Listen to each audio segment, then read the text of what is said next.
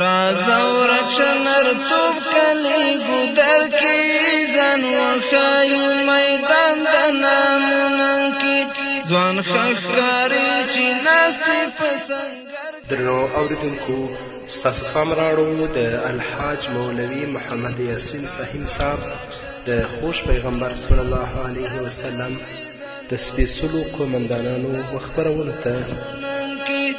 ځوان ښکاري چې ناستې په سنګر کې نه ورکو یادن جنو سره څنګه. بسم الله الرحمن الرحيم. الحمد لله رب العالمين حمد الشاكرين. الصلاة والسلام على سيد الأنبياء والمرسلين سيدنا ونبينا وشفيعنا ومولانا محمد وعلى آله وأصحابه الطيبين الطاهرين. قدرمنو اوریدونکو د ژوند د لارې د خپرونې مینوالو، السلام علیکم ورحمت الله وبرکاته. ستاسو روغتیا او خوشحالي د پاک رب نه غواړم په دې هیله چې د صحت او عافیت جامې پر تن ولرئ او خوشحالي مو په برخه وي. دا دی زه محمد یاسین فهیم د ژوند د لارې د خپرونې په وړاندې کولو کې ستاسو په خدمت کې یم. زموږ د نن ورځې د خپرونې موضوع بیا هم د خوش پیغمبر خواږه قومندانان. قدرمنو اوریدونکو، په مخکینۍ خپرونه کې تاسو ته د حضرت خالد بن ولید رضی الله تعالی عنه په هکله څه ناڅه معلومات درکړی شول، خو په نننۍ خپرونه کې به د حضرت خالد بن ولید رضی الله تعالی عنه پاتې ژوند ته کتنه وکړو. په دومة الجندل کې به تل د مسلمانانو پر ضد دسیسې او پلانونه جوړېدل، تر دې چې د نبوت د څرګنداوي پر وخت هم دا ډول پلانونه جوړ شوي ول. نو د دومة الجندل غذا ځکه رامنځته شوه. د ابابکر صدیق رضی الله تعالی عنه د خلافت په دوره کې په خپلو پلانونو لاس پورې که. ابابکر صدیق رضی الله تعالی عنه د دوی د مخنیوي لپاره غیاث بن غنم رضی الله تعالی عنه سره له پوځ ورواستوه. خو کله د عسان او تنوع قبیلې ټولې یو ځای وې، نو د غیاث بن غنم رضی الله تعالی عنه لپاره له دوی سره مقابله ستونزمنه وه. نو خالد بن ولید رضی الله تعالی عنه یې سره له خپل پوځ د دوی مرستې لپاره ورولېږه. خالد بن ولید رضی الله تعالی عنه د عراق عملیات پرېښودل او د غیاث بن غنم رضی الله تعالی عنه مرستې ته یې ځان ورساوه. خالد بن ولید همدارنګه غیاث بن غنم رضی الله عنهما دومة الجندل دواړو لور ته محاصره که. د جودي په پوځ کې بېشمېره افسران ول. په خپله جودي، ودیعه کلبي، ابن رومانس، ابن لیهم سره د دې نور مشران ټولو په یو ځای باندې حمله وکړه.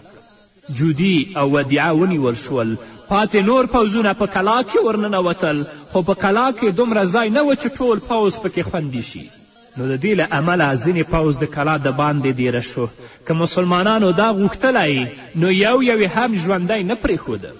خو حضرت عاصم رضی الله تعالی عنه بنو کلب ته پناه ورکړه او له جودي څخه خالد بن ولید رضی الله تعالی عنه سر په توره قلم که او بیا یې له هغې وروسته د کلا ستره دروازه پرانستله او په خپله قبضه کې یې راګیر کړه. د اسلام له پیل څخه واخله تر وروستي دمه د خالد بن ولید ټول سپېڅلی ژوند د جنگ په ډګر کې تیر شو. نو د همدې له امله یې له محمد رسول الله صلی الله علیه وسلم سره مجلس بوختیا ډیره کمه لیدل شوې. هغه به په خپله دا خبره کوله چې د جهاد بوختیاو زه د قرآن له درس څخه بې برخې کړم.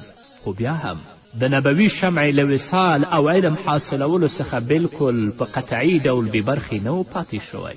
په مدینة الرسول صلی الله علیه وسلم کې د رسول الله صلی الله علیه وسلم له وفات څخه وروسته کومه ډله مفتیان او عالمان چې ول، خالد بن ولید رضی الله تعالی عنه هم د دوی په ډله کې و.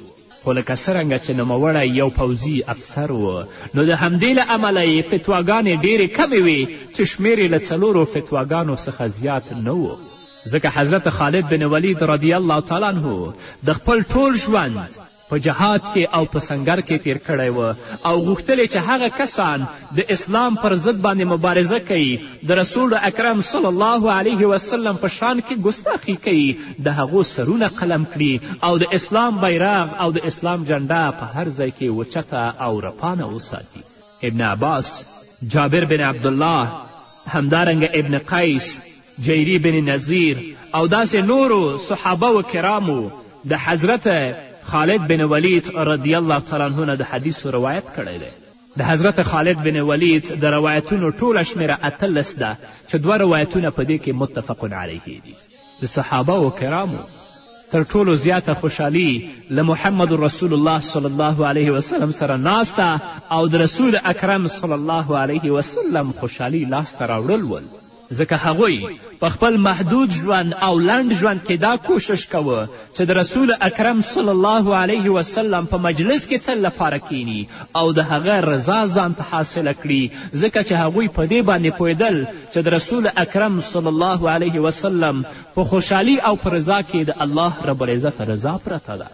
نو د همدې له امله حضرت خالد بن ولید رضی الله تعالی عنه هم خپل ټول حرکات او جذبات د رسول الله صلی الله علیه وسلم تابع کړي ول.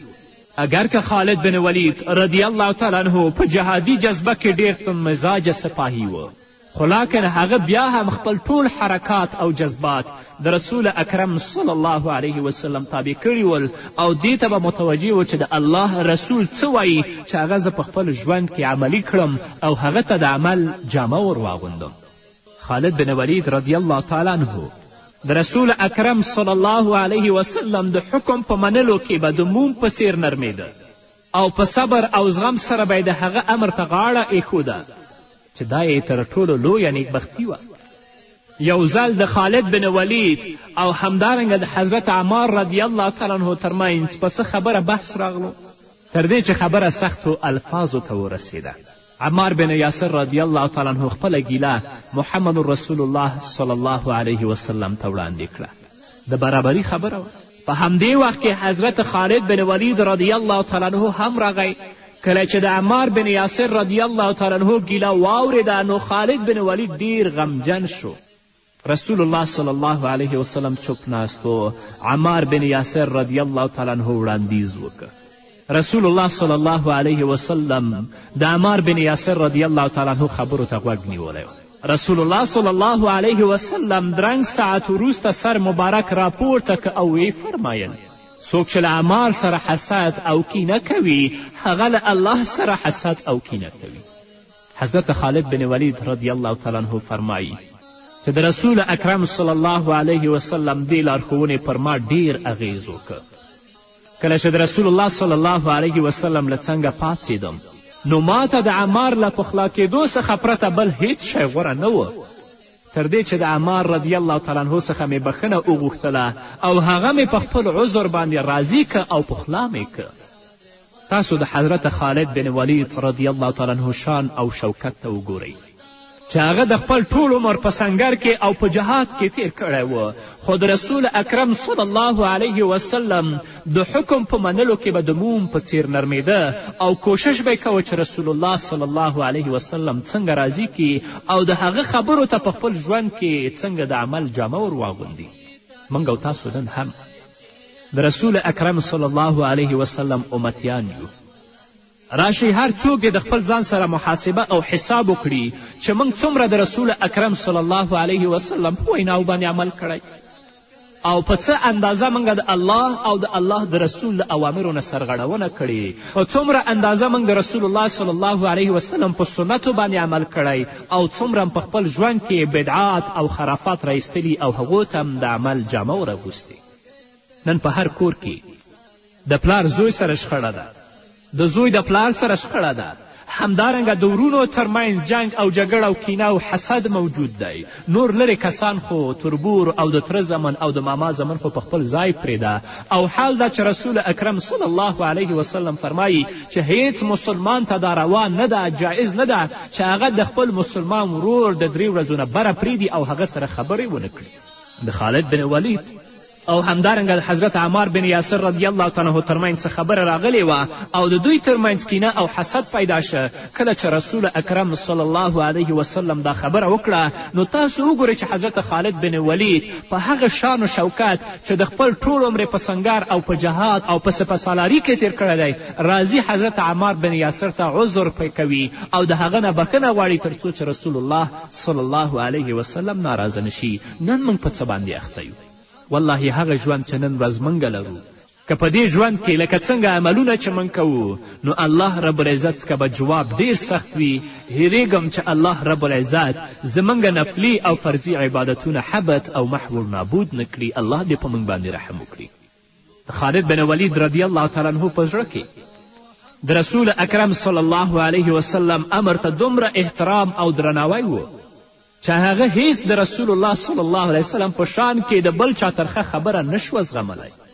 یو ځل رسول اکرم صلی الله علیه وسلم ته چا سره زر ډالۍ کړل. رسول الله صلی الله علیه وسلم هغه سره زر د نجد په خلکو وویشل. قریشو او انصارو ګیله وکړه، داسې ویل رسول الله ټول سره زر د نجد د سیمې مشرانو ته ورکړل او موږ ته یې پکې هیڅ کومه برخه رانه کړه. نو رسول الله صلی الله علیه وسلم ورته وفرمیل دوی ته د زړه له پیرزوینو څخه ورکوم. کله چې انصارو او قریشو ګیله وکړه نو رسول الله صلی الله علیه وسلم وفرمیل چې زه د نجد مشرانو ته دا سره زر د زړه له پیرزوینې څخه ورکوم. انصارو قریشو چې کله دا خبره واورېده نو له دوی څخه یو تن زیاته کړه ای محمده له خدای څخه وډار شه. رسول اکرم صلی الله علیه وسلم په خواشیني سره جواب ورکه ای د الله بنده که زه انصاف ونه کړم نو نور به څوک وکړي. خالد بن ولید رضی الله تعالی عنه د نوموړي کس په ګستاخي باندې ډیر سخت غصه شه. غوښتل یې چې د هغه سړي سر قلم کړي خو رسول الله صلی الله علیه وسلم هغه ته اجازه ورنه کړه. نن ورځ په نامه مسلمانان د انسانیت او د اسلامیت د دښمنانو په جال کې غورځېدلي دي او هغو ته د غلامي سرونه ښکته کړي دي.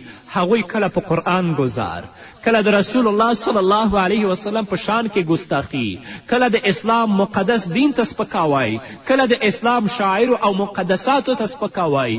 خو یو مسلمان هم د هغو په مقابل کې ونه درېده چې د هغو سرونه قلم کړي. لا یې هم هغو ته د غلامي او د بندګي سرونه ښکته کړي او د هغو د غلامي کړۍ په خپلو وږونو کې اچولي دي. یو کس جګیږي رسول الله صلی الله علیه وسلم ته صرف دومره وایي چې ای محمد له الله څخه وویرېږه. خالد بن ولید جګیږي چې د هغه سر قلم کړي. حضرت خبیب په دار باندې خیجول کیږي. دا ورته وایي چې ته د رسول الله په شان کې ګستاخي وکړه موږ به تا ته د دار نه نجات درکړو، ژوندی به دې پرېږدو، خپل اهل و عیال ته به لاړ شي. هغه سبحان الله الله اکبر نارې کوي او وایي چې زه دا نه خوښوم چې زه روغ د خپلو بچیانو ته لاړ شم او د محمد رسول الله صلی الله علیه وسلم په پښه کې د یو ازغی لاړ شي.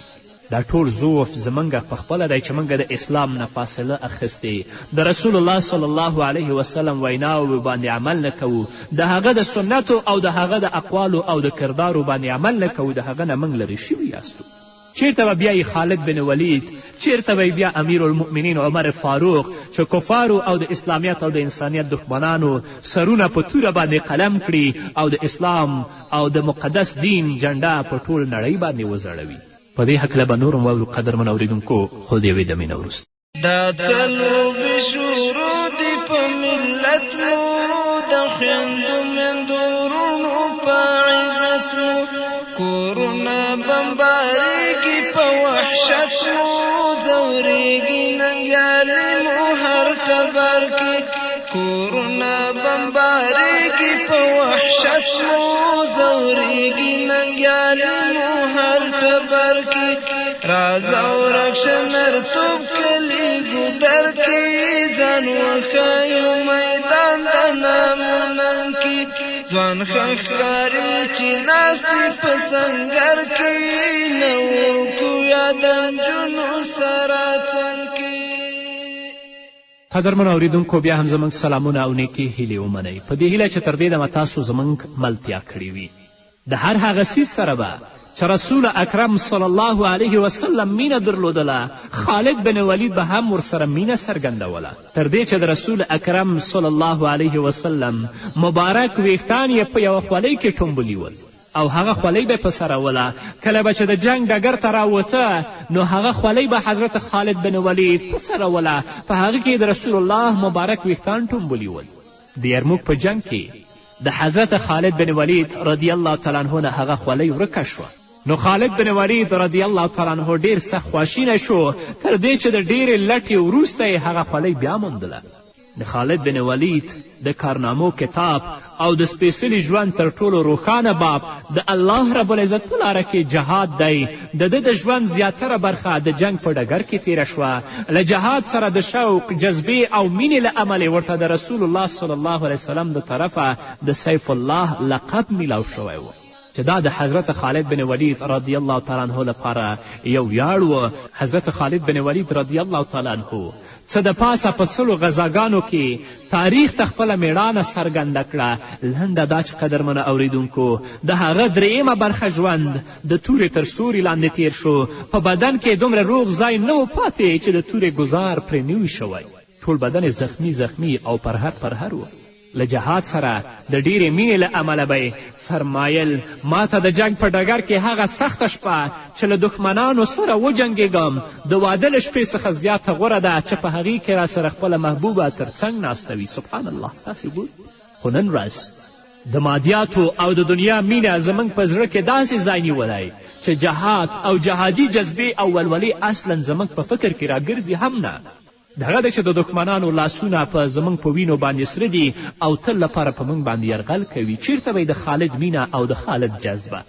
حضرت خالد بن ولید رضی الله تعالی عنه د ژوند په وروستیو شیبو کې ډیر ناهیلی څرګندېده او په ډیر افسوس سره به داسې ویل افسوس چې زما ټول ژوند د جهاد په ډګر کې تیر شو، خو اوس په خپله بستره د زنکدن شیبې تیروم. او داسې وشو چې په خپل مرګ باندې حضرت خالد بن ولید مري. الله رب العزت د خالد بن ولید رضی الله تعالی عنه په قدمونو کې دومره برکت ایښی و چې د کومې سیمې د مقابلې لپاره به لاړو هغه به فتحه کوله. په خپله به کله کله فرمایل زما چې کوم لور ته مخ شوی وي فتحه مې لاس ته راوړې، چې دا د خالد بن ولید رضی الله تعالی عنه د میړانې، شهامت او زړورتیا څرګنده دلیل او ګواهي ده. د موته په غذا کې کله چې حضرت خالد بن ولید رضی الله تعالی عنه د اسلام بیرغ په لاس کې ونیوه نو رسول الله صلی الله علیه وسلم غایبانه وفرمایل اوس د اور تنور ګرم شو. لکه څرنګه چې عسکري او سپهسالاري د ده په لرنۍ دنده وه نو له ده سره جنګي توکي هم ډیر ول چې له اسلام راوړلو وروسته یې ټول د الله رب العزت په لاره کې مجاهدینو ته وسپاره. رسول الله صلی الله علیه وسلم به د حضرت خالد بن ولید د میړانې او قربانیو ډیر درناوی کوه او په بېشمېره ځایونو کې به یې د ده د میړانې ستاینې کولې. د مکې د فتحې پر وخت چې کله مسلمانان د بېلابېلو لارو مکې ته ورننوتل نو له یو غار څخه حضرت خالد بن ولید رضی الله تعالی عنه هم را څرګند شو. نو رسول الله صلی الله علیه وسلم حضرت ابو هریره رضی الله تعالی عنه ته وفرمیل وګوره هغه څوک دی. حضرت ابو هریره رضی الله تعالی عنه رسول اکرم صلی الله علیه وسلم ته وړاندیز وکړ یا رسول الله خالد بن ولید دی. رسول الله صلی الله علیه وسلم وفرمیل دا د خدای بنده څومره ښه او څومره میړنی او څومره باشجاعته بنده دی. رسول الله صلی الله علیه وسلم به په خپله هم د ده درناوی کوه او نورو خلکو ته به هم د ده د درناوي په اړه ښوونه کوله.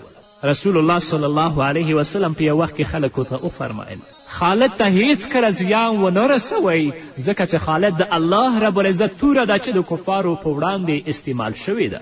یو ځل رسول الله صلی الله علیه وسلم عمر فاروق رضی الله تعالی عنه د زکات د اصولولو لپاره ولیږه نو ابن جمیل، خالد بن ولید او عباس رضی الله تعالی عنه له زکات ورکولو څخه انکار وکړ. کله چې رسول الله صلی الله علیه وسلم له دې کاره څخه خبر شه نو ویې فرمایل ابن جمیل فقیر و، الله رب العزت ورته دولت ورکه دا د هغه بدله ده، خو په خالد بن ولید تاسې زیاتی کوئ ځکه هغه ټول سامان د الله رب العزت په لاره کې وقف که نو په هغه زکات له کومه فرض شو. پاتې شو عباس نو د هغه زما زه په خپله غاړه اخلم. آیا تاسې ته معلومه نه ده چې تره د پلار پر ځای وي؟ د حضرت خالد بن ولید رضی الله تعالی عنه ټول ژوند په اسلامي عسکري، سپهسالاري او د اسلام په دفاع کې تیر شو نو ځکه له مزاج څخه ډیر تند او تیز و. په یو معمولي او خلاف خبره به هم هغه ته غصه ورتلله خو د حق په لاره کې به تل خپله غصه او قهر استعمالوله، په بل ځای کې نه. د اسلام خپرول د هر مسلمان مذهبي فریضه او دنده ده. خالد بن ولید رضی الله تعالی عنه به د رسول الله صلی الله علیه وسلم په مبارک ژوند کې په ښه څیر د تبلیغ او بلنې کار پر مخ وړه. د مکې له فتحې وروسته چې رسول الله صلی الله علیه وسلم د اسلام د خپرولو لپاره کومه ډله ولیږله، د همدې ډلې مشري د حضرت خالد بن ولید رضی الله تعالی عنه پر غاړه وه چې بنو جزیمه او بن عبدالمدان و نجراني د همدې اسلامي سپهسالار په هلو ځلو مسلمانان شول. خالد بن ولید هغه لوی سپهسالار و چې د ژوند تر آخري سلګیه پورې د مشرکینو او د مرتدینو په خلاف وجنګېده او تر آخري لحظې پورې هغه خپله توره د خپل لاس نه ونه غورځوله. نو د حضرت خالد بن ولید رضی الله تعالی عنه ژوند، د هغه هلې ځلې او د هغه مبارزات د نن ورځ مجاهدینو او مسلمانانو لپاره لوی عبرت دی. باید د حضرت خالد بن ولید رضی الله تعالی عنه د کارنامو او د هغو د هڅو او ځلو نه موږ نن ورځ عبرت واخلو او هغه ته په خپل ژوند کې د عمل جامه ور واغوندو. د هر څه نه مخکې اخلاص او صداقت په هر هغه کار کې چې د الله رضا لپاره کیږي، په هغه کې باید اخلاص و صداقت وي. کنې په هغه کار کې به ناکام هم یو او هغه به کم نتیجه هم نه لري او موږ به خپل هدف ته هم ونه رسیږو. نو قدرمنو اوریدونکو، دا و څو خپرونې چې د رسول اکرم صلی الله علیه وسلم د خوږو قمندانانو په هکله تاسې ته وړاندې شوې. انشاءالله په نورو خپرونو کې به په مختلفو موضوعاتو باندې بیا هم تاسو سره غږیږو. نو تر بلې خپرونې پورې تاسو په پاک رب سپارم. پاتې ژوند هم نیکمرغه، ښاد، بریالي او کامیاب اوسئ. کفار لکم ازمون ترغولی غوگو کی مو کفر سندری بولی دا دین دا طالب ندا ملادا پو هر مومن وی فرض نندفادا دا جنت خلاصون لرهم دادا کواری چیزان سپین کرو پو محشر کی آخر ما اوتا هم مسلمانان یو د عقل فکر پوهی خواندان یو چې موږ لا هم تیار نشو ځوانان یو د پیلوکې وي د بڅوک خبر کې چې موږ لا هم تیار نشو ځوانان یو د پیلوکې وي د بڅوک خبر کې فائدہ نشته فانی مزو چرچو کې نه خالو د پای مخو خلیدو کې ها خوان نشته د ژوند ټولو خوندو کې کوم خوند چې د اشنا ابي کوثر کې کفار ګرځي سرې سترګې هر خوا ګوره د پلار تورې ته لاس کړه پاڅه وروره کفار ګرځي سرې سترګې هر خوا ګوره د پلار تورې ته لاس کړه پاڅه وروره رازه د عبدالله د سترګو توره قومت غرور د هر جابر په سر کې رازه د عبدالله د سترګو توره قومت غرور د هر جابر په سر کې رازه ورکشه نرتوب